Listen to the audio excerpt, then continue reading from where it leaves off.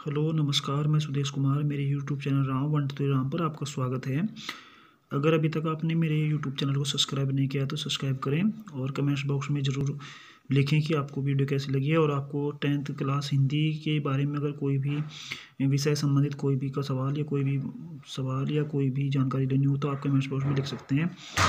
ये क्वेश्चन जो है 2020 की बोर्ड परीक्षा में 6 नंबर का पूछा जाता है। और ये पद सूरदास का जो पैरा है, ये पैरा 2020, 2012, 2016 और 2018 की बोर्ड परीक्षा में पूछा गया है। और किस प्रकार से यहाँ पर प्रश्न पूछे जाते हैं, ये प्रश्न है जैसे हमरे हारी हारिर की लकड़ी, मन करम वचन नन नंदन उर यह दृढ़ करी पकरी, जागत सोवत सपन दिवस निस काना कहना जाकरी, सुनत जोग लागत ऐसो जो करी ककरी, सो तो वेदी हमको ले आई देखी सुनी ना करी, यह तो सूर तन नाही ले सौंपो जिनके मन चाकरी।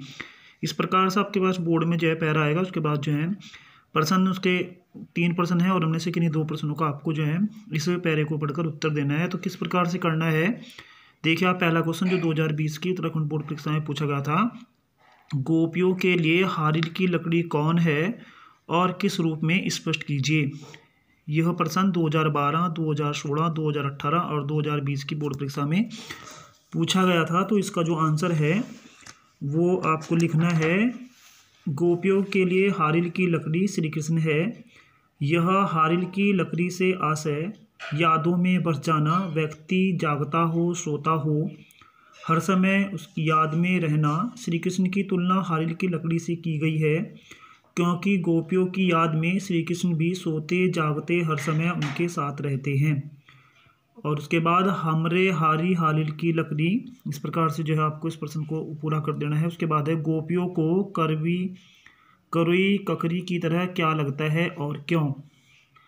तो प्रश्न ये भी 2012, 2016 और 2018 की बोर्ड परीक्षा में पूछा गया था और 20 साल ये क्वेश्चन आया हुआ था। तो उत्तर है इसका, गोपियों को उद्धव का योग का संदेश कड़वी ककड़ी के समान लगता है। जिस प्रकार कड़वी ककड़ी खाने से जीभ का स्वाद बिगड़ जाता है, उसी प्रकार योग की बातें सुनकर गोपियां बेचैन हो जाती हैं। योग की बातें सुनकर उनका मन विचलित हो जाता है। उसके बाद मोटे पेन से इसके नीचे आपको लिखना है, सुनत जोग लागत ऐसो जो करुई ककरी। उसके बाद प्रश्न जो है गोपियों के लिए वैधि का आशय।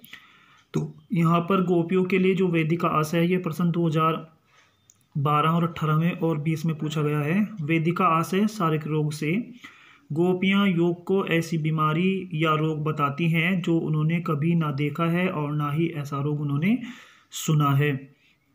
उसके बाद जो ये प्रश्न आपका है, इसके बाद इसमें श्री कृष्ण के प्रति गोपियों ने अपना अनन्य प्रेम किस प्रकार से अभिव्यक्त किया है। ये प्रश्न 2016 की बोर्ड परीक्षा में पूछा गया था 3 नंबर का। और इसका जो आंसर है वो इस प्रकार से है, गोपियों के हृदय में श्री कृष्ण के प्रति अगित प्रेम था।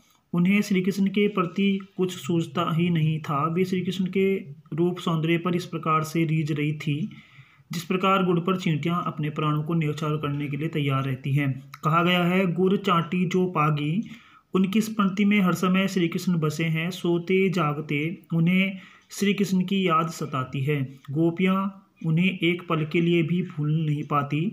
गोपियाँ श्री कृष्ण में पूरी तरह से रम गई हैं। इसी के लिए सूरदास जी ने पंक्तियों को लिखा है, हमरे हरि हारिल की लकड़ी, मन करम वचन नन नंदन और यह दृढ़ करी पकड़ी, जागत सोवत सपन दिवस निस काना काना जाकरी। इस प्रकार ये पैरा जो है बोर्ड परीक्षा 2012, 2016, 2018 और 2000 की बोर्ड परीक्षा में पूछा गया था। और किस प्रकार के ये प्रश्न पूछे गए थे उनका जो है यहाँ पर जो है आपको बताया गया है। अगर किसी भी प्रकार की आपको जानकारी लेनी हो और बताएं कि कमेंट्स बॉक्स में ज़रूर बताएं कि आपको मेरी वीडियो कैसी लग रही है। धन्यवाद।